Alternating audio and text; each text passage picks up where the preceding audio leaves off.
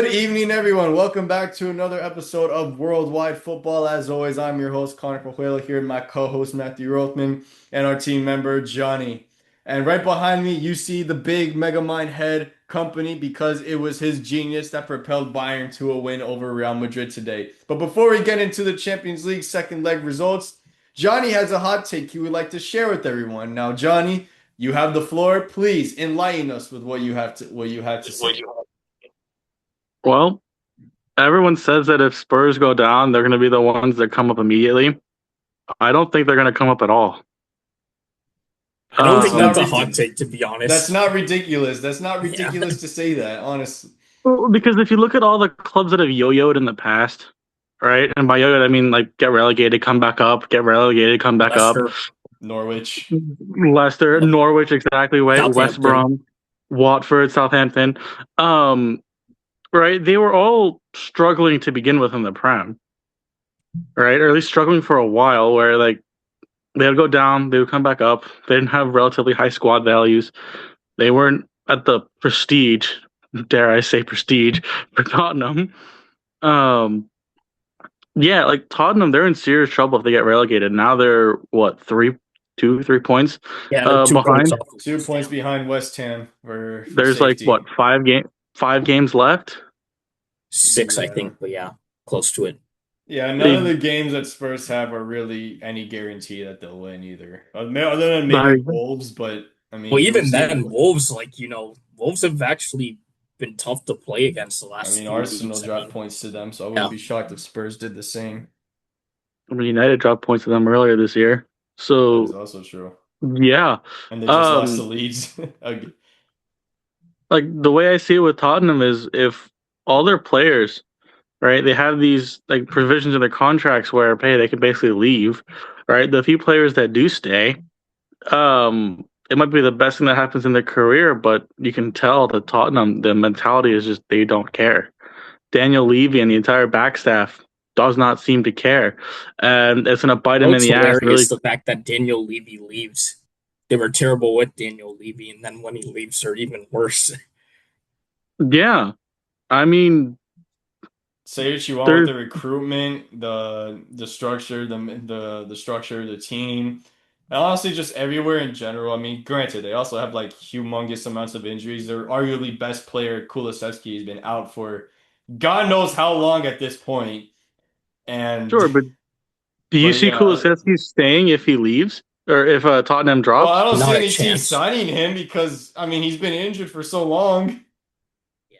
I mean, He'll probably on top stay, of but other players like Van de Ven, Romero, who else probably could leave? their whole squad. I mean, the Honestly, pay yeah, a good cut, the portion of the the squad is gonna revenue leave. difference just from going to Division Two is 1/10 of the revenue you're going to get from the Prem. Talk about the massive loan that Tottenham have outstanding on their stadium, which they spent what 1.2 billion on. Yeah, pretty much. Hmm.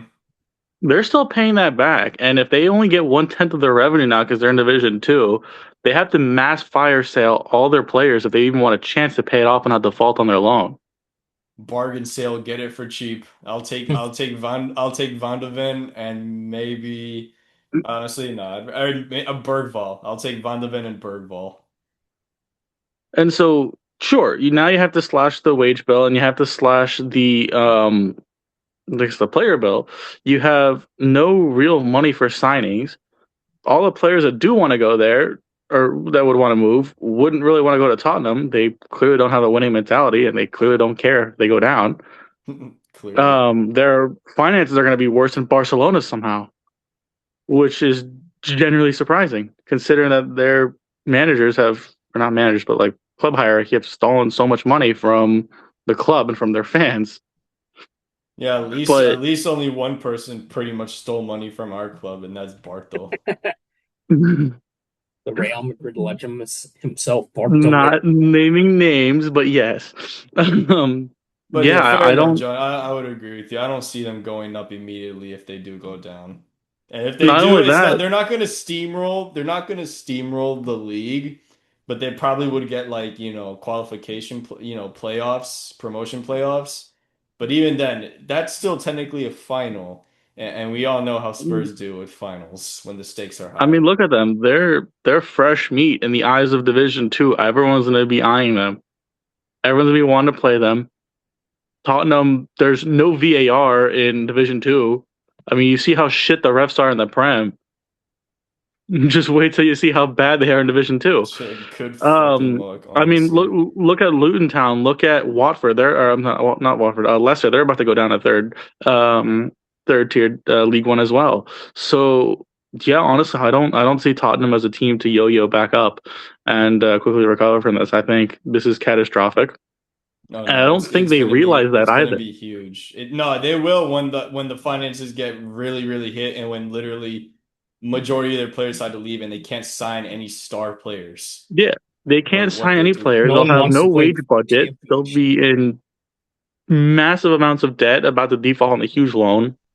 I mean, the amount of money that they have outstanding on their stadium is probably worth more than half of the teams in Division Two in the championship.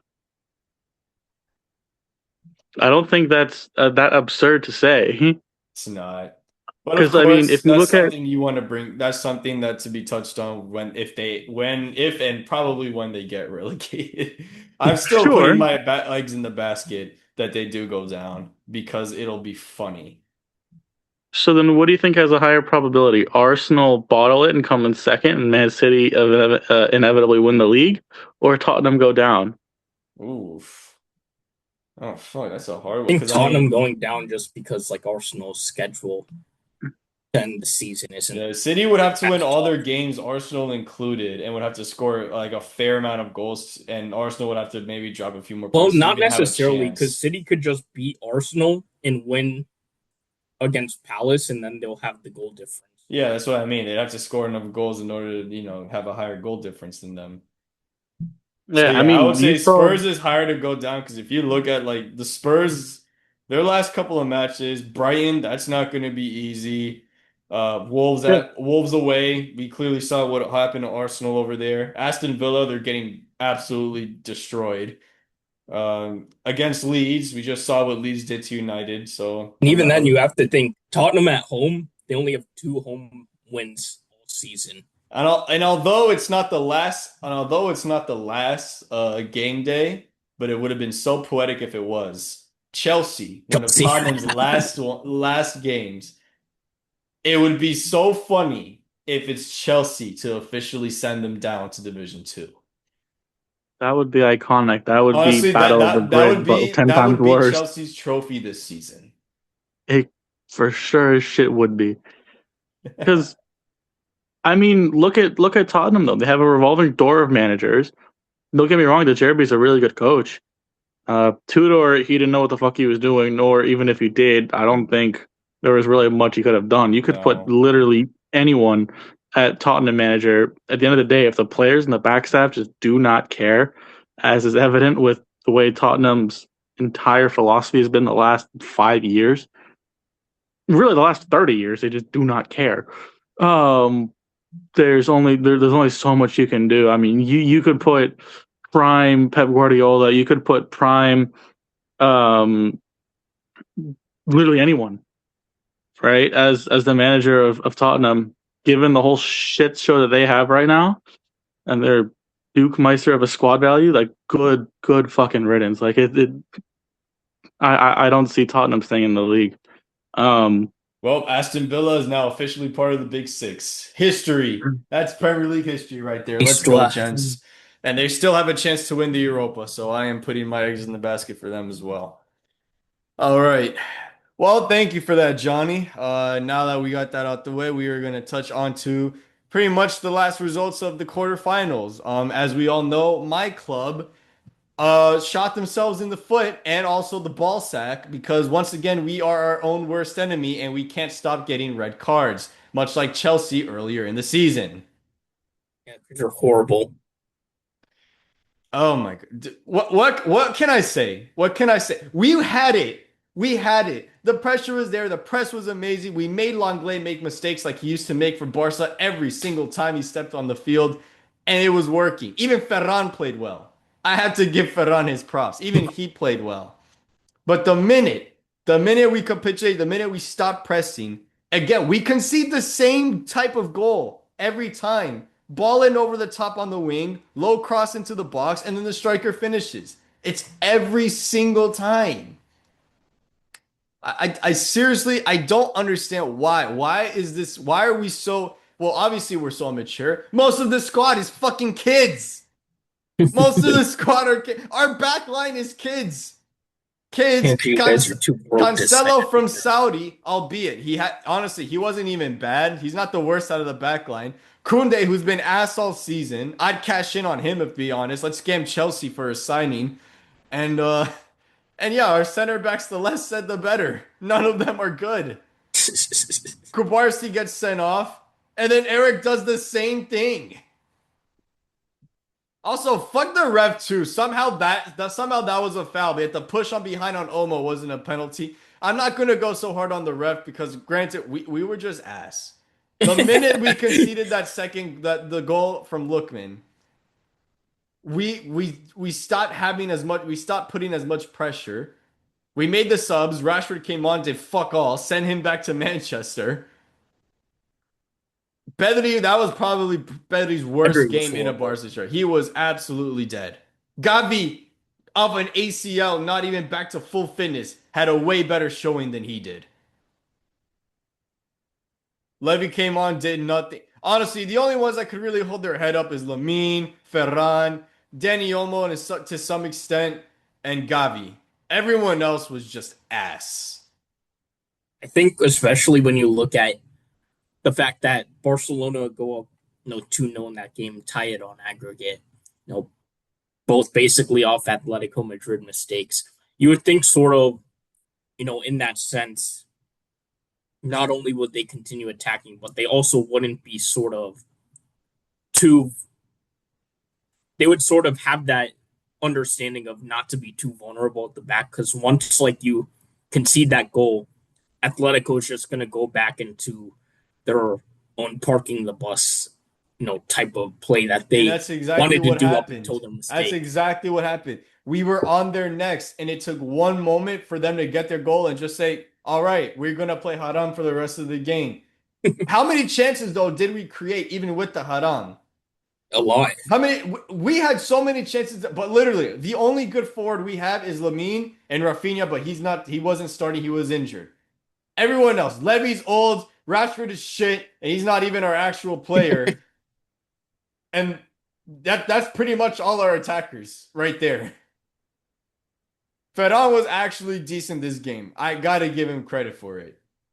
Other than that, it was just poor. It was just poor. No, Johnny, I would rather kill myself. I'd rather have Ferran as my starting nine. Jeez.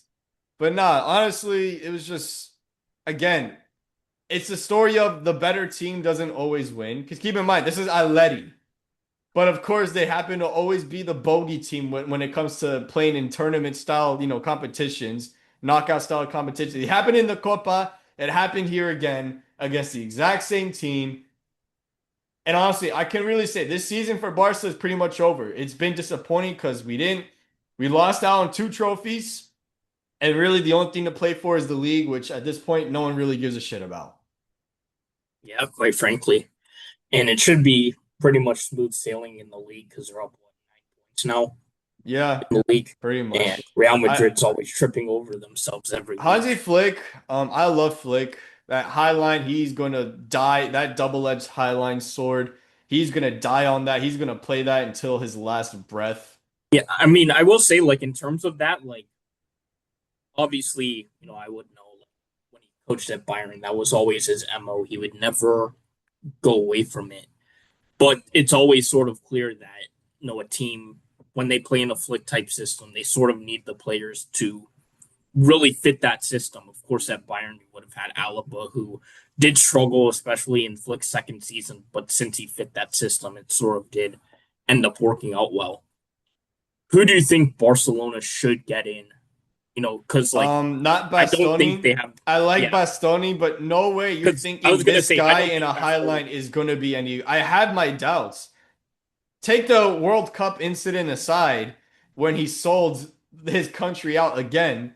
But no, I'm talking about like majority of the season. I don't see, Bastoni's great on the ball, but I'm tired. We have defenders that are already good on the ball. Get me a hard defender that can make tackles and is smart when it comes to defending. We don't have that. Like you can have all the ball playing you want, but at the end, that's not going to prevent goals from going in the back of the net.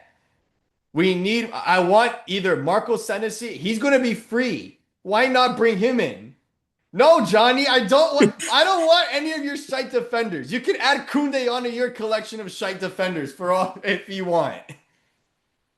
We'll pay you to take him off our hands. I would want another right back because Kunde is completely off his level. I'll keep Cancelo solely for left back depth because Balde's completely fallen off as well. And also, well, we need a striker. Levy's already Yeah. old. We need a striker. And honestly, just we need a better backup option for Rafinha, or just bring in another winger that can compete. Problem is, they're all really fucking expensive. You know what that means? More La Masia talents in It's either Barcelona. Masia talent, some random obscure signing for a young talent that may or may not. No, Johnny, you're stuck with Garnacho until his contract ends. You're stuck with Garnacho until That'll his forever be contract one ends. of the I'd funniest rather take Gittins, and even he's been awful. Bro, let's see what Garnacho's contract is. See, so he has a 7-year contract running until 2032. Bro, Chelsea are actually Yeah, stuck with you guys are so fucking retarded. Oh God. But yeah, even if we wanted to, no way we have the money to pay out the contract for that many years, Johnny. But yeah, that was again, like I said, it was unlucky, think but if also like his poor at the price same time. depresses a ton, would you buy Mickey Van de Ven if let's Yes. say Spurs get relegated? Yeah, You like can because say I what was you want thinking about his he's very awareness, quick. but at the very least, his pace would be useful in this I feel like in he this would high sort of line. be that perfect fit for a flick system due to Mm. his pace, and he does have some quality on the ball, which Oh does dear. help out. He's at Feyenoord, isn't he? Sterling no, Sterling's not even on Chelsea now. Yeah, he's at Feyenoord. He's washed there too. He's suggesting all of his dead attacking options. It's hilarious. Jeez. Not just attacking, defensive as well. Rose randomly at Feyenoord. It's like we have too many little defenders who are ass, and then Chelsea have too many defenders who are ass. It's a shame, really. Um, but yeah, that's pretty much me for. I hope I let the actually make it to the final because I'd rather them go through than Arsenal.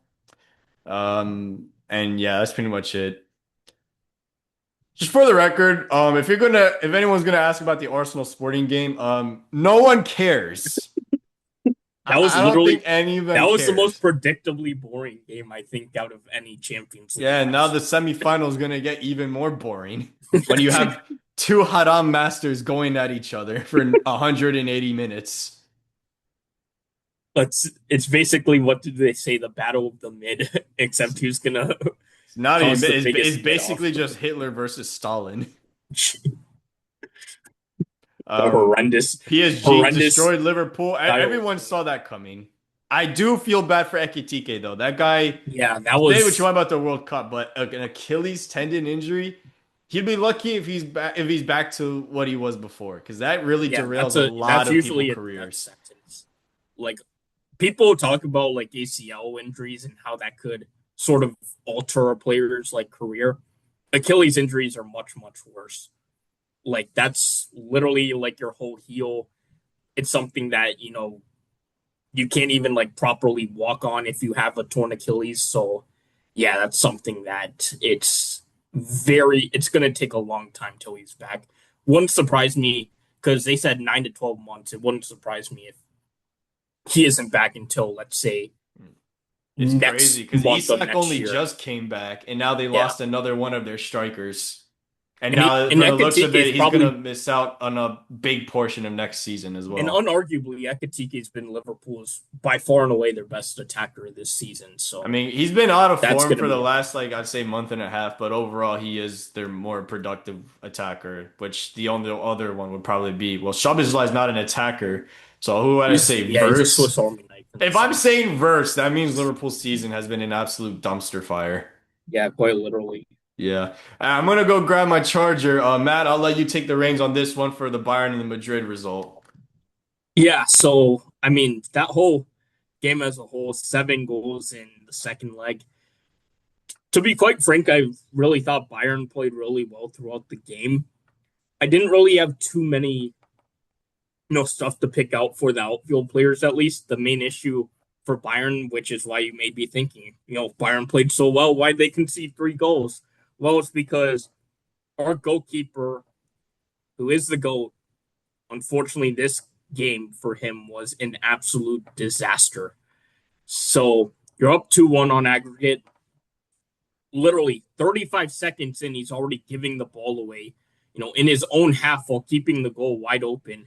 And if there's one player on Real Madrid, because, forget, how good Mbappe is inside his box, but if there's one guy outside the box you cannot be giving the ball away to at an open goal, I would say Arda Güler is probably one of those guys, probably the top one, if I'm being honest. So he gives the ball away to Güler, takes a nice strike, and he finishes. And then the game's at 2-2. And right there, I thought, oh, it's going to be one of those games. Real Madrid have the momentum moving forward. And Neuer basically could have lost Bayern the tie if it weren't for 5 minutes later when Andre Lunin makes a big mistake on the corner and lets Pavlovic have a free header at net. Um, so, yeah, both goalkeepers as a whole weren't great in this match. Luckily Neuer in that second half did do a bit better, even though he was still very shaky with his distribution, which over the course of the 180 minutes over 2 legs, his distribution was very, very poor. Shot stopping. First leg was good. Second leg, still I think he should have saved the free kick. But second half he did make a big save on Mbappe, which was needed at No, the that was a time. fantastic save, right? That volley reminded me of the volley he scored against Argentina in the Yeah. final. And yeah, that stop ultimately could remain a really big what if, if Mbappe hits that well, does Bayern end up coming back? How does sort of that switch? But yeah, that was a really big save by Neuer. I think overall, I would say, the outfield players I thought were solid, even though I think the back line could have been a bit better. I know Stanisic sort of did struggle in some sense, lack of pace. And then, of course, the third goal, even though that should have been called a foul and the referee didn't call it after Rudiger kicked him. Um, yeah, that was sort of a moment where you see Stanisic with a lot of his poor technical ability throughout the season sort of come into play at that very moment. But I think second half when Davies came on, there was a lot more sort of protectiveness, down those wings. I didn't think Real Madrid really created as much, on those wings outside of that one chance Mbappe got. So I think that played out well. Gnabry, who was terrible in this game, offered absolutely nothing. Musiala comes on and immediately, you sort of saw a difference in that. Musiala, even though he still is a bit of ways away from his peak form, I thought he had a pretty solid game. Got the game-winning assist, and he was able to sort of get into those dirty areas, which Gnabry did not at all do today, which was desperately needed. So yeah, that was a really good game. But in terms of like Neuer, I would say, I always say, too many mistakes this season. Is it at the end of the line in his career? I think that, in all honesty, this should be his last season at Bayern. I've been very adamant about that. I think he's made way too many mistakes. This year, made quite a few last year, and now the injuries have been piling up for him. So I don't know if he retires, but I think this should be his final year. He is basically 40, so I think he does retire, but if he doesn't retire, then I think this still should be his last season at Bayern. Before let's say he goes to MLS or whatever. Well, Matt, there are a lot of Madrid fans currently on Twitter and even the players themselves that are currently creasing over the second yellow decision for Camavinga. And even Alejandro himself just hit me up saying that that yellow was absolute bullshit. So what are we saying on Well, that? here's the thing. Camavinga has no one to blame but himself. Like, you're on a yellow. You should know that based on the letters of the law in the sense, Bayern usually take their free kicks really quickly, especially if they're in their own half. Obviously that would have been something Arbeloa and the players, of Real Madrid knew beforehand. So that's why they've always were very cautious. Something I always noticed, they were always cautious when they did give up a foul, and then they would always, immediately go back. Camavinga in that situation, he commits a foul. I believe it was on Harry Kane. Then, it's one thing to sort of like kick the ball and that stuff. But the problem is he travels at least like 7, yards away from, where the foul was occurred. And I believe he also picked up the ball and tried to go away. So ultimately, people will blame that one situation and say stuff like, this is not the moment where you should be giving a red card, or, in this type of, game, that shouldn't be a red card. Ultimately, you can only blame one guy, and that's Camavinga. If you're on a yellow, you cannot be making that type of play. The whistle And by the blows as letter of the well. You law, it's a also can't yellow. be freaking moving. Yeah, Stop play when the whistle blows. exactly.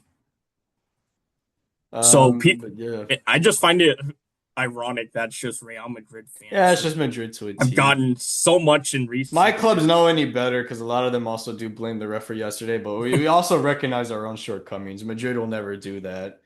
I just Um, find it ironic. The same team that literally like gets all that has gotten historically all the help from referees in some of these big matches. Immediately, one call that was the right call, by the way, according to the law, goes against them. They're just like throwing a total fit about it. Alejandro did admit though that the one person that did have a freaking horrible game today was Vinny.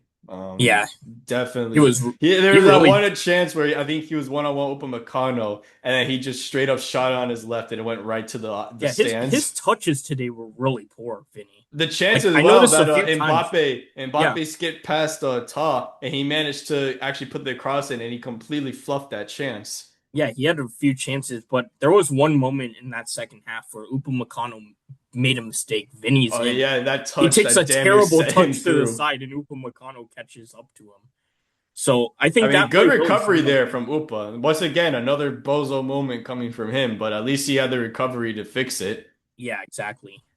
But I think it once again, I think that just summed up Vinny's game today. Like pretty much like even though I think he did get an assist on the third goal, but it was like, he would get into these areas, but whether it was a poor touch or whether he didn't make the right decision immediately, that cost him. Yeah.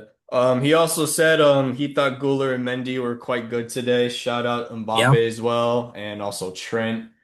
I don't think Trent was. I think he was Trent average, was but okay. He wasn't great defensively, but he yeah, did put in a couple of yeah. dangerous And of crosses. course, he had to shout out, Diaz for that amazing goal he scored Of course. after the red card, and Olise Luis as well. I'm Diaz. shocked Olise because Olise was a little bit more quieter today than the other two in the front line, but I'm shocked he got the man of the match. But you know what? Fair enough. In my opinion, I thought it would have been Lucho.